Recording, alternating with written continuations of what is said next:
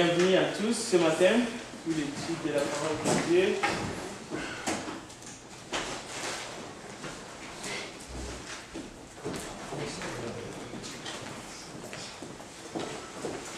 C'est un privilège pour nous d'être ici ce matin. Nous allons ensemble partager la parole de Dieu.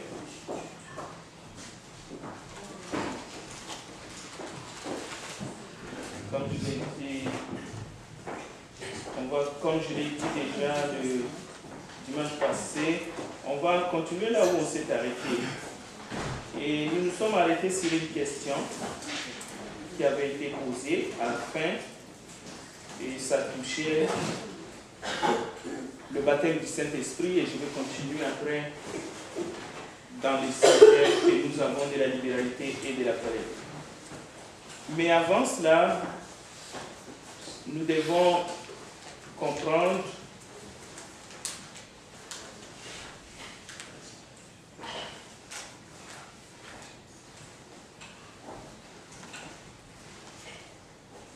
que ce thème du service et de la libéralité a une importance capitale. Alors, prenons Jean chapitre 3. Jean chapitre 3.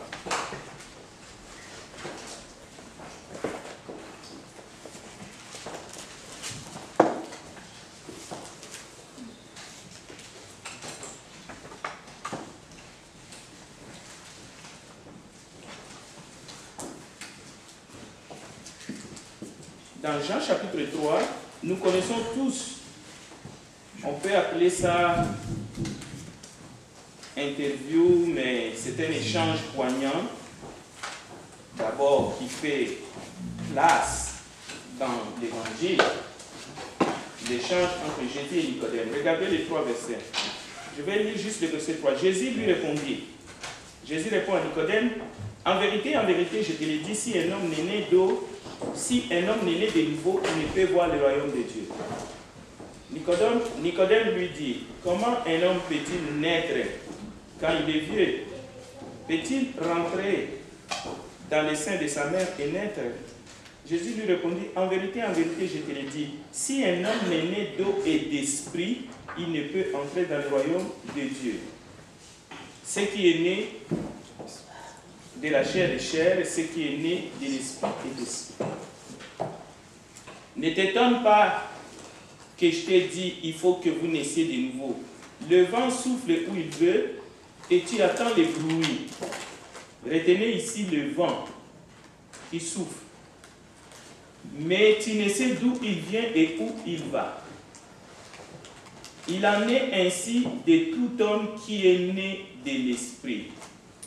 Qu'est-ce que signifie naître d'eau et de l'esprit?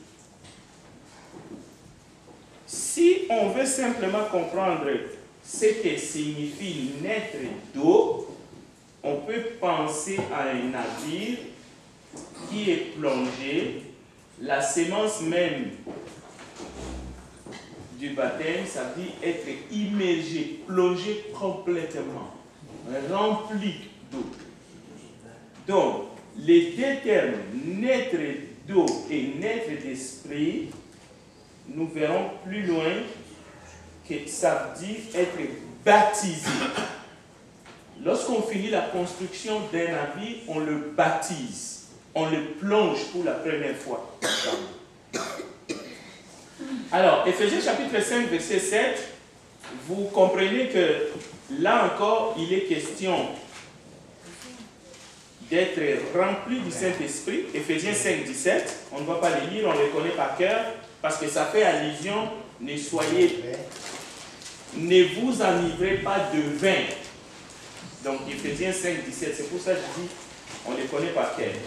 Mais, soyez remplis du Saint-Esprit. Sans ces 2 éléments que nous venons de lire, naître d'eau et naître d'esprit, comme Jésus le disait à Nicodème, l'âme est perdue. Sans naître d'eau et d'esprit, sans la nouvelle naissance, l'âme est perdue. dans le péché. Bien entendu, pas perdu éternellement. Parce qu'il y a toujours, quand la personne n'a pas quitté ses mondes définitivement, l'âme pourrait se réconcilier avec Dieu.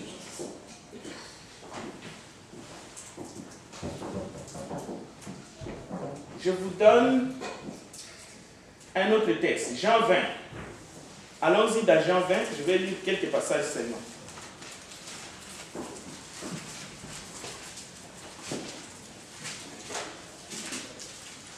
Je vais lire juste le verset 22. Ici, nous sommes après la résurrection. Jésus est ressuscité. Il apparaît à ses disciples.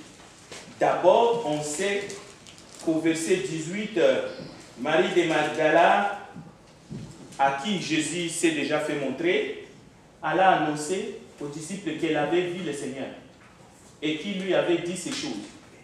Alors, ce soir-là, qui était le premier de la semaine, les portes du lieu où se trouvaient les disciples étant fermées, j'ai lu le verset 19,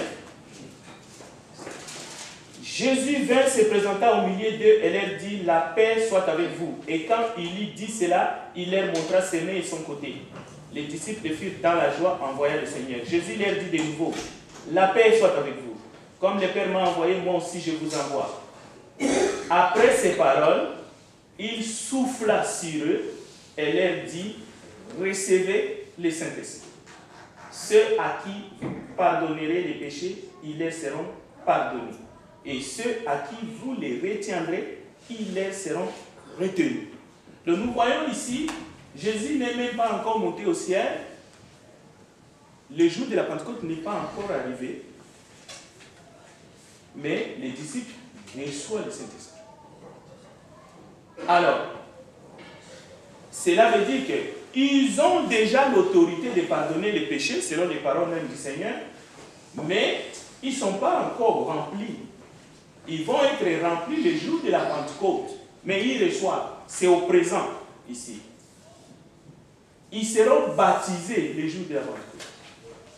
Et d'ailleurs, Thomas n'était pas là, c'est pour cela qu'il va continuer dans son incrédulité, mais ceux qui étaient là ont reçu le Saint-Esprit par le souffle que Jésus a soufflé sur eux. Leur peur, leur incrédulité, c'est devenu chose du passé. Ils sont déjà prêts. Ils attendent le jour de la Pentecôte pour aller témoigner l'évangile. Bien. En Actes chapitre 4, regardez Actes chapitre 4, un autre texte.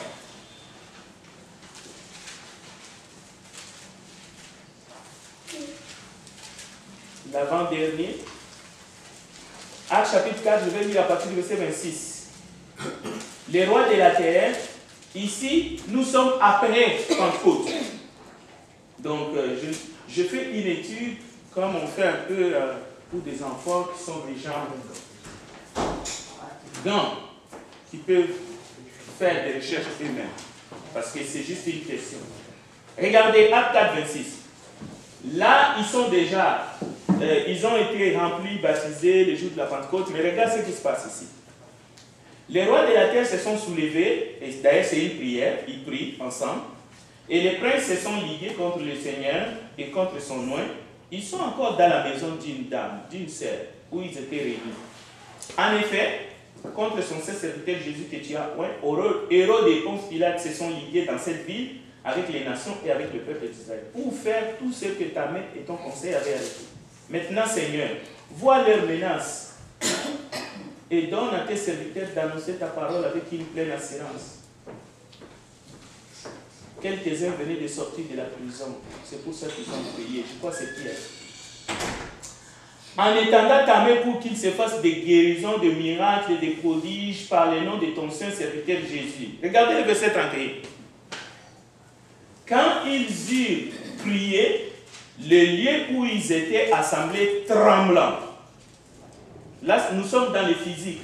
C'est comme ces bâtiments-là tremblent. Ce n'est pas rien. C'est comme le tremblement de terre. On entend parler.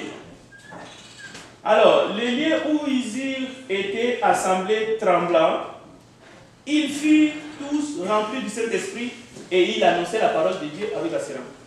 Mais ils venaient d'être baptisés le jour de la Pentecôte. Regardez, la parole nous dit ici, ils viennent de prier les lieux où ils étaient tremblants. On ne parle même pas d'un vent impétueux ici. Bon, on sait toujours ce qui fait trembler les maisons, les arbres, c'est toujours un vent. Mais en tout cas, la maison tremble et ils sont remplis du Saint-Esprit.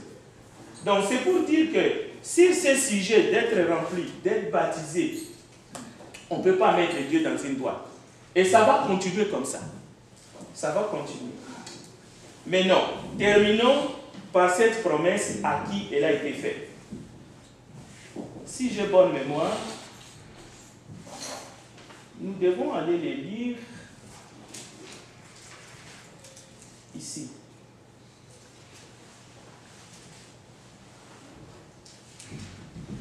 Lorsque Jean-Baptiste proclame, c'est-à-dire prophétise, on ne le verra plus.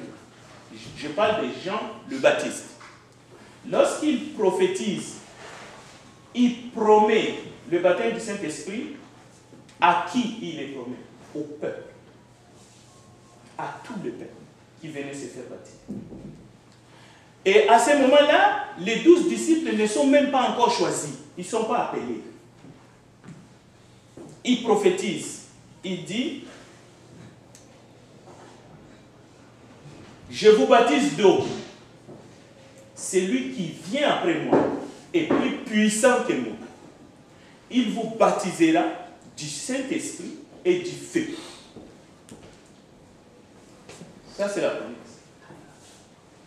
Maintenant, lorsqu'on lit Actes des Apôtres, chapitre 1, la question principale, et Actes, chapitre 2, Pierre explique au peuple. D'abord, ces peuples croyaient que ceux qui ont été remplis du Saint-Esprit étaient ivres. Alors Pierre leur dit, ils ne sont pas ivres du vin doux comme vous le croyez. Non. Et là, lorsque le Saint-Esprit est venu dans les Actes des Apôtres, les jours de la Pentecôte, il est question aussi d'un vent impétueux. Donc, ne vous enivrez pas de vin, soyez remplis du Saint-Esprit, dans Éphésiens, qui s'applique à toi et moi. Lorsque les premiers disciples de Jésus, avec les apôtres ensemble, sont remplis du Saint-Esprit, on leur dit, ils sont ivres. Pierre dit non. À cette heure de la journée, ils n'ont rien bu, mais ils sont remplis du Saint-Esprit. Mais Pierre va aller plus loin. Pierre va dire, c'est ce que le prophète Joël avait annoncé, que vos fils et vos filles, dans les derniers jours, seront remplis du Saint-Esprit. Ils vont prophétiser et même vos vieillards auront des songes. Nous avons un exemple très frappant dans les Écritures d'un homme de Dieu qui s'appelle Étienne. Il fut choisi d'ailleurs diacre parce qu'il était plein d'esprit et même il faisait des prodiges. Voyons-nous son nom dans la liste des 12 apôtres?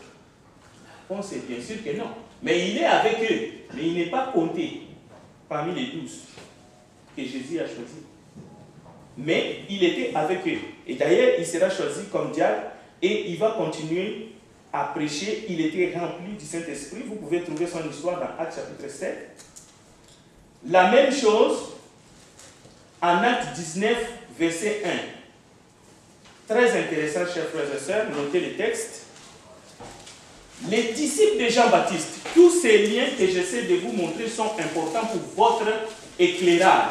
Parce que c'est pour cela que je félicite beaucoup les frères qui suivent l'enseignement, qui viennent avec des questions. pour aider afin que nous puissions tous arriver à une même compréhension et à une bonne. C'est très important. Regardez dans Actes chapitre 19, verset 1-7. Il s'agit des disciples de Jean-Baptiste qui ont été baptisés par Jean-Baptiste. Mais lorsque Paul les raconte, je vais lire les textes, regarde ce qui se passe ici. Pendant qu'Apollos était à Corinthe, Paul, après avoir parcouru les hautes provinces de l'Asie, arriva à Éphèse et a rencontré quelques disciples et il leur dit: avez-vous reçu le Saint-Esprit quand vous avez cru? Il lui répondit: non, nous n'avons même pas entendu parler qu'il y ait un Saint-Esprit. Il dit: de quel baptême avez-vous donc été baptisé? Il répondit: du baptême de Jean. Alors Paul dit: Jean a baptisé du baptême de repentance, disant au peuple, voilà la clé. Jean, on sait qu'il a été rempli du Saint-Esprit depuis le ventre de sa mère. Et il ne peut pas se tromper.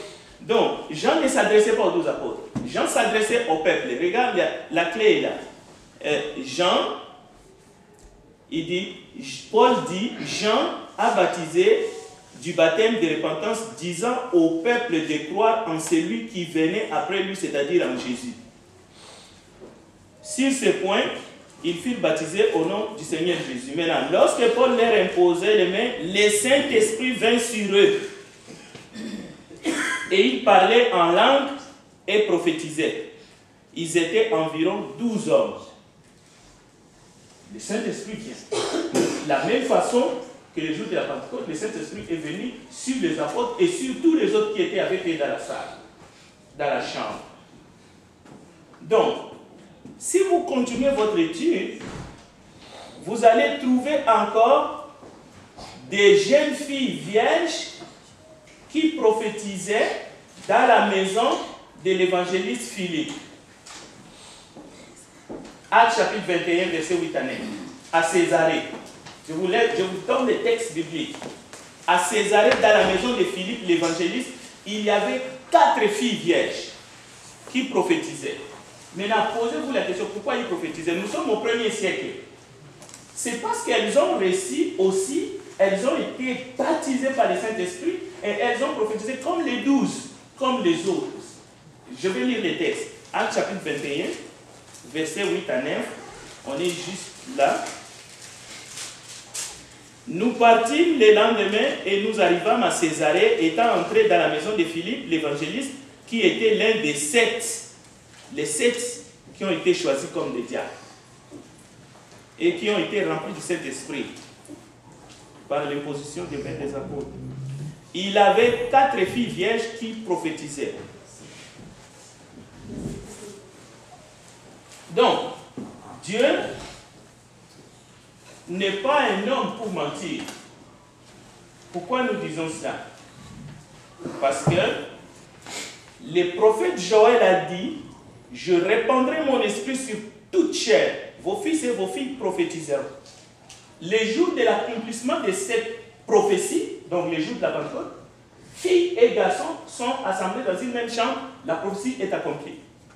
Si ça s'accomplit pour les uns et pour les garçons et pas pour les filles, ou pour les 12 et pas pour les restes, donc Dieu serait menteur. Or, Dieu ne ment pas. Parce que Joël avait prévu, et Pierre le dit, Actes chapitre 2, je vais le lire, Actes 2, ce n'est pas nous qui le disons. Actes 2, verset 15. Ces gens ne sont pas ivres, comme vous le supposez, car c'est la 3e heure du jour. Mais c'est ici ce qui a été dit par le prophète Joël. Ça, c'est Pierre qui parle. Dans les derniers jours, dit Dieu, je répandrai de mon esprit sur toute chair. Vos filles et vos fils prophétiseront, vos jeunes gens auront des visions et vos vieillards auront des songes. Oui, sur mes serviteurs et sur mes servantes. Donc, pourquoi Pierre dit cela? Parce que les gens ne comprennent pas ce qui vient de se passer les jours de la Pentecôte. Alors Pierre répond par l'esprit qui est en lui, en combinaison avec l'esprit qu'a utilisé Joël, et nous avons les textes avec nous aujourd'hui. Donc nous pouvons comprendre.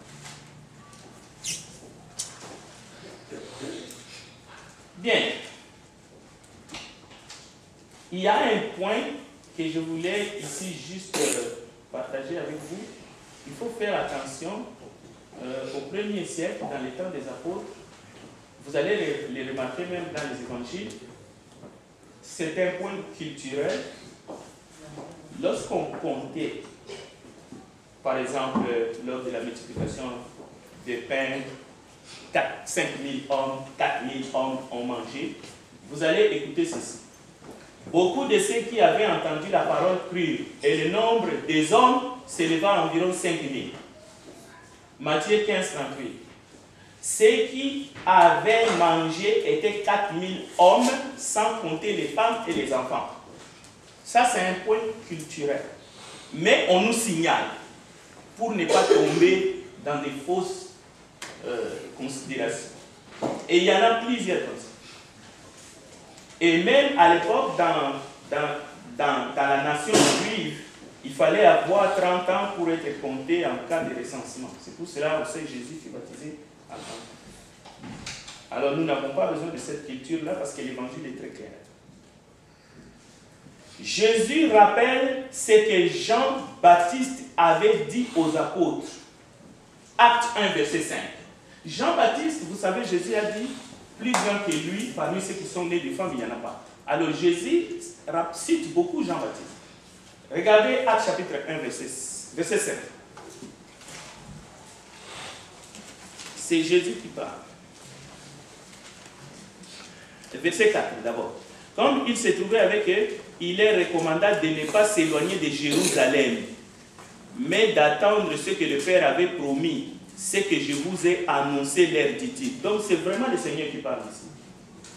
Et le verset 5, car Jean a baptisé d'eau, mais vous, dans peu de temps, vous serez baptisés du Saint-Esprit. À qui Jésus parle? Alors les apôtres réunis, les apôtres, demandèrent, Seigneur, est-ce en ces temps que tu rétabliras le royaume d'Israël? Il leur répondit, ce n'est pas à vous de connaître le temps ou le moment que le Père a fixé. Mais vous recevrez une puissance, le Saint-Esprit, survenant sur vous, et vous serez mes témoins. Donc, le point clé ici, c'est que Jean-Baptiste avait dit. Maintenant, il faut qu'on arrive dans les textes où Jean-Baptiste les dit. Je sais que vous avez ce texte-là dans Matthieu, dans Jean, un peu partout, mais on va aller peut-être dans Jean. Allons-y dans Jean pour lire ça et puis on va passer à notre sujet. C'est Jean. On va prendre peut-être le... Non, Marc. Allons-y dans Marc. Le bon endroit, c'est Marc. Marc chapitre 1. Là où Jean est en train de baptiser, et là où il a fait la promesse. Marc. Voilà. Marc chapitre 1. Verset 8. Voilà. Je vais lire les 7, hein? Comme ça va nous aider à entrer avec. Donc Jean-Baptiste prêchait disant, il vient après moi, c'est lui qui est plus puissant que moi, je ne suis pas digne de délier en me baissant la courroie de ses souliers. Moi je vous ai baptisé d'eau. Lui, il vous baptisera du Saint-Esprit. Donc, ici Jean ne parle pas aux apôtres, il parle à tout le peuple qui venait. La Bible dit au verset 5, tous les pays de Judée et tous les habitants de Jérusalem se rendaient auprès de lui et confessant leurs péchés, ils se faisaient baptiser par lui dans le fleuve du Jourdain. C'est là que Jean leur dit, moi je vous baptise d'eau, mais celui qui vient, il vous baptisera. Donc, si vous êtes né d'en haut, si vous êtes né d'eau et d'esprit, vous avez été baptisé par le Saint-Esprit. Cela veut dire que vous avez reçu le Saint-Esprit. Maintenant, la question des dons des miracles, on va les voir lorsque Jésus s'adresse aux 12 dans Marc 16 ou Matthieu 28. Vous allez voir, Jésus s'adresse aux 11. Il est dit, voici les miracles qui accompagneront ceux qui auront cru. À mon nom, ils feront ça, ça, ça, ça. Oui, je vais prendre. Oui, oui. Dans ce sens-là, quel était le sens du baptême de Jean-Baptiste si le baptême de Jean-Baptiste ne pouvait pas sauver en soi? Pourquoi est-ce qu'il faisait des baptêmes à l'époque alors que Jésus, lui, il était en voie d'arriver, que c'est lui qui allait baptiser les gens d'esprit? Ce baptême d'eau-là seulement, c'était quoi la signification? Quel était l'impact dans ce passé? À quoi ça servait en réalité? Bon, ici dans Marc, le verset 4 déjà, on dit clairement que Jean Paris, il baptisait dans le désert, il prêchait le baptême de repentance pour la rémission des péchés. Et il est venu aussi comme pour préparer les chemins. C'est pour cela que Jean témoigne de Christ. Il dit, moi je suis celui qui vient après moi, Esprit puissant. Mais il est venu pour préparer tout ce qui est tortueux, tout ce qui est tout croche, ainsi de suite. Il préparait au fait les chemins pour Jésus qui vient pour baptiser pour la repentance. Voilà. Jean baptisait pour la repentance. Oui. Donc dans ce cas-ci, si par exemple quelqu'un, je ne sais pas, était dans le péché, puis la personne s'est repentie, puis la personne s'est fait baptiser par Jean, que la personne décédait, okay, avant d'avoir connu le baptême du Saint-Esprit, est-ce que cette personne était sauvée? Bon, là encore, on entre dans une considération qui est purement, disons, qui est la part du Dieu. C'est-à-dire, il y a des domaines, ce qui est révélé et pour nous, ce qui est caché pour Dieu. Et on a un exemple battant, Acte 19, on vient de lire le texte. C'est Paul qui s'adresse aux gens qui ont été baptisés par Jean et qui ont été baptisés encore d'eau pour recevoir le Saint-Esprit par l'imposition de mains de Paul. Donc cet exemple en lui seul suffit pour nous comme doctrine que nous devons enseigner. Maintenant, ceux qui sont morts seulement avec le baptême de Jean avant la mort de Jésus, nous avons un éclairage dans la Bible, parce que la Bible nous dit la nouvelle alliance entre en fonction à partir de la mort du testateur. Et la Bible est claire, lorsque Jésus meurt, il va dans les endroits inférieurs de la terre pour prêcher aux esprits en prison. Donc, on se limite là. On ne peut pas aller plus loin justement pour toucher le domaine du salut qui est un domaine réservé purement à Dieu. Même aujourd'hui, lorsque quelqu'un meurt, nous pouvons dire la doctrine, mais nous ne pouvons pas affirmer avec certitude dans quel endroit il est exactement. Ça, c'est Dieu qui sait. Tout à fait. Je voulais apporter une petite précision, à savoir que, et comme vous l'avez cité, le texte concernant en fait, le testateur, un testament a effet lorsque la mort du testateur est constatée, c'est ce que dit la Bible. Donc dans ce cas, tous ceux qui sont morts en fait, avant la mort de Jésus-Christ, ils seront jugés selon les principes de la loi. Donc ça c'est selon la loi, parce que selon la loi de l'ancienne alliance, il faut dire, de l'ancienne alliance, donc qui n'ont rien à voir avec la nouvelle alliance, c'est-à-dire que, et là, comme vous avez dit, c'est le domaine spécifique de Dieu qui peut décider qui seront sauvés dans ce cas-ci et qui ne le seront pas. Donc nous ne pouvons pas, et clairement vous dire que nous pouvons dire selon l'évangile, voilà comment on a le salut. Voilà. Et pour ajouter sur ce que Mike a dit, c'est que, attendez, le Saint-Esprit, ou le baptême du Saint-Esprit dont Jean fait allusion et Jésus lui-même, et nous voyons dans les Actes des Apôtres, si nous lisons juste Acte 1.8, Acte 1.8, oui, nous savons que ça a un lien avec les saluts, mais nous voulons vraiment dire que c'est la raison, ça touche aussi la mission des apôtres. Quelqu'un peut lire Acte 1.8, ça peut nous aider à aller un peu vite. Mais vous recevrez une puissance, le Saint-Esprit, survenant sur vous, et vous serez mes témoins à Jérusalem, dans toute la Judée, dans la Samarie, et jusqu'aux extrémités de la terre. Voilà. Donc, il n'y a pas que cette mission-là pour laquelle le Saint-Esprit est venu. On sait que le Saint-Esprit est venu aussi pour convaincre les hommes du péché, du jugement, et ainsi de suite. Donc, le Saint-Esprit a toute une charge. C'est pour cela que celui qui ne reçoit pas le Saint-Esprit ne lui appartient pas. Oui, c'est pour... Moi, j'ai dit à Patan dans Jean 15, 22, si je n'étais pas venu et que je ne leur puisse point parler, ils n'auraient pas de péché. Mais maintenant, ils n'ont aucune excuse de leur péché. D'accord.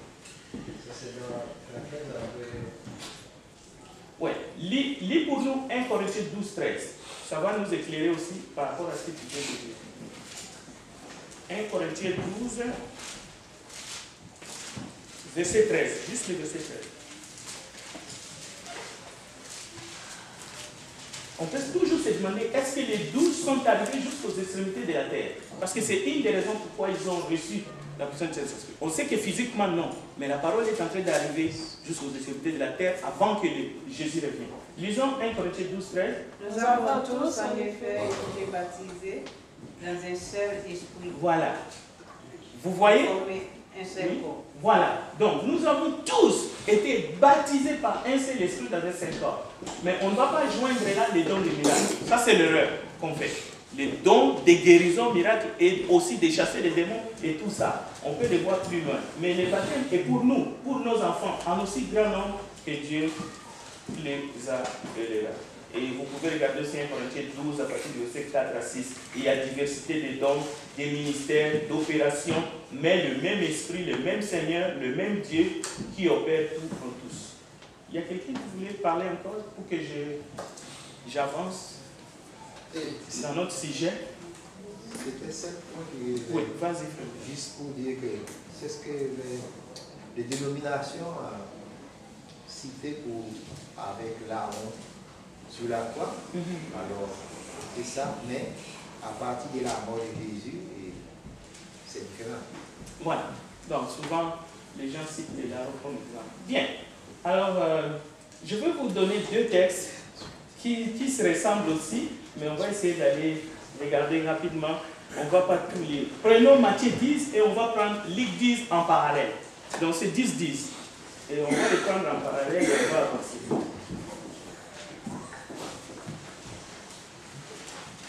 Et justement, en changeant ces fréquences, je voudrais vous rappeler, beaucoup ont des doutes que Jésus avait travaillé avec ses mains. J'ai dit, il y en a qui ont des doutes. Mais la Bible nous confirme. Je donne Matthieu 15, Matthieu 13, 55. Et ceux qui ont des doutes là-dessus, Matthieu 13. Matthieu 13, 55. Si quelqu'un les trouve, il peut nous le dire.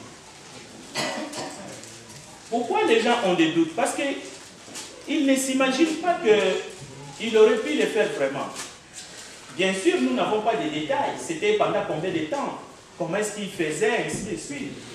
Mais la Bible en parle et nous devons dire Amen. Et pourquoi nous citons ce texte, Matthieu 13, 55? C'est pour être confirmé, parce que c'est la parole qui nous confirme cela, et que nous soyons certains, oui, il a bien fait ça. Quelqu'un a trouvé Matthieu 13, 55? 55. Et Matthieu 13, 55, oui.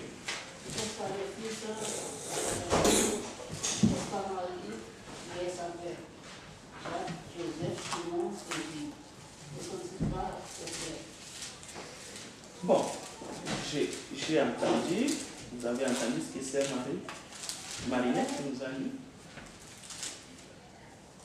On dit, n'est-ce pas, les fils du charpentier? C'est pas assez, n'est-ce pas? C'est pas assez. Mais si vous allez dans d'autres versions, vous allez voir, les fils n'est pas là. N'est-ce pas le charpentier de Nazareth? Donc, c'est un exemple. Mais non. Revenons dans Matthieu 10.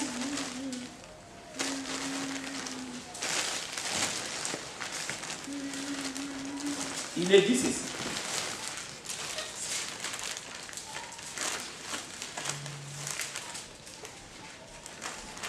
À partir du verset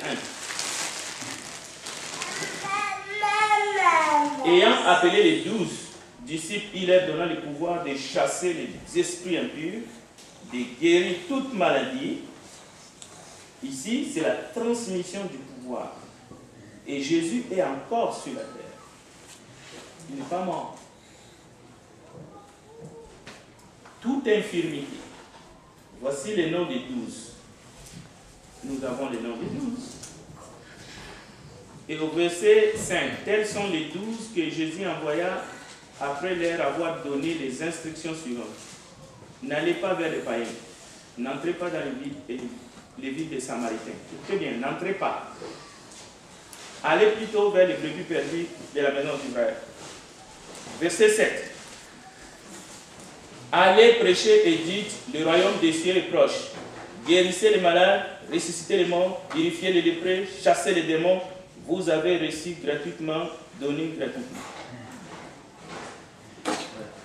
Si vous sortez ces textes du contexte, c'est-à-dire vous prenez, donnez gratuitement, parce que vous avez reçu gratuitement, vous l'enlevez dans ces contextes-là, vous êtes en train de tordre les Écritures. Parce qu'il faut prendre tout ou laisser ce texte dans son contexte. Oui. Le passage pour Jésus qui travaillait, c'était Marc 6, le verset 3. Oui, dis-le. N'est-ce pas le charpentier, ah, voilà, merci. le fils de Marie, Merci. le frère de Jacques, Ok, de Josué, etc. c'est ça. Merci. Vous avez entendu? Notez-les. C'est très bien. Merci, mon frère. Très bien. Ok, alors ici, Jésus est en train de donner un commandement à ses disciples. À ces moments-là, bien sûr, nous allons aller voir plus loin les enseignements par rapport à ces textes au verset 8. Nous devons les comprendre. C'est-à-dire, pour comprendre un texte biblique, il ne faut jamais les sortir de ce contexte. Regardez le verset 9. Ne prenez ni or, ni argent, ni montre et ni monnaie dans vos ceintures. Ne prenez rien. Ni sac pour les voyages, ni deux tuniques, ni souliers, ni bâton. Car l'ouvrier mérite sa nourriture. Ah. Si vous lisez ailleurs, vous allez voir car l'ouvrier mérite son salaire. N'est-ce pas une contradiction si on les sort de ce contexte? Tout d'un coup, donnez gratuitement car vous avez reçu gratuitement, car l'ouvrier mérite son salaire? Non, attention. Donc, nous voyons les contextes. On va aller regarder le verset 12. En entrant dans la maison, saluez-la. Et si la maison en est digne, que votre paix vienne sur elle. Mais si elle n'en est pas digne, que votre paix retourne à vous. Et si vous continuez, vous allez être surpris. Parce que Jésus est en train de dire parfois des choses qui ressemblent à des malédictions, là où on ne vous reçoit pas. Alors, revenons dans Luc 10. C'est le même texte. Ça, c'est Matthieu 10. Regardez dans Luc 10. C'est deux évangélistes qui relatent presque la même chose, mais les enseignements sont complémentaires et ne s'opposent pas et ne se contredisent pas. Regardez dans le chapitre 10 de Luc. Après cela, le Seigneur désigna encore 70. Ah, vous voyez, là-bas c'était 12. Ici c'est 70 disciples. Ce n'est pas le même mot, mais c'est presque le même enseignement. Dans un même but. Les 70 autres disciples. Et il les envoya 2 à 2 devant lui dans toutes les villes, dans tous les lieux où lui-même devait aller. Il leur dit, la moisson est grande, il y a peu d'ouvriers. Priez donc le maître de la moisson d'envoyer des ouvriers dans sa moisson. Partez, voici je vous envoie comme des agneaux au milieu des loups. Ne portez ni bourse, ni sac, ni souliers. Écoutez maintenant, ne saluez personne en chemin. Vous voyez? Donc, si quelqu'un dit, oh non, c'est la même chose, c'est Jésus qui parle. Comment là-bas il dit, quand vous arrivez devant, il saluez les gens, mais ici, Jésus dit, ne saluez personne. Non. Jésus dit, quand vous entrez dans une maison et qu'il y a des gens de la paix, saluez-les. Mais ici, Jésus dit, ne saluez personne sur les chemins. Donc, il n'y a pas de contradiction, même sur le niveau de saluer. Mais les instructions sont tellement claires. Écoutez, dans quelque maison que vous entriez, dites d'abord que la paix soit sur cette maison.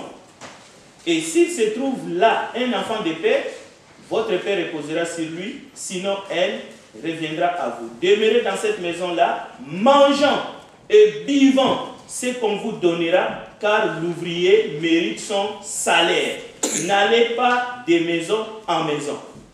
Donc, cela veut dire, le commandement ou l'instruction de Jésus de donner gratuitement, car vous avez reçu gratuitement, c'est dans un contexte donné, spécifique, qu'il ne faut pas extrapoler, sortir de son contexte, de peur d'arriver à des conclusions qui ne sont pas correctes.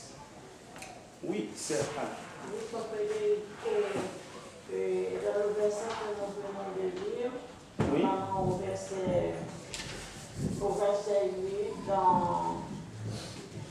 disait que Marie, n'est-ce pas, le fils du charpentier, n'est-ce pas, le fils de Marie. Je me demande, est-ce que c'est préjugé qu'ils ont normalement en disant cela? Ah, ok, très bonne question. Ce n'était pas un préjugé serein, bien que ça ressemble à une sorte de moquerie contre le Seigneur, parce que charpentier, tout ça, non. Joseph, son père adoptif, son père d'ailleurs, parce que le terme adoptif n'est même pas dans la Bible, était bel et bien charpentier. Donc, Jésus était fils de charpentier, il y avait des frères et des sœurs. Et aussi, lui-même, il a fait de cela son métier. Il a fait de cela son métier. Donc, alors, pourquoi nous entrons dans un tel détail?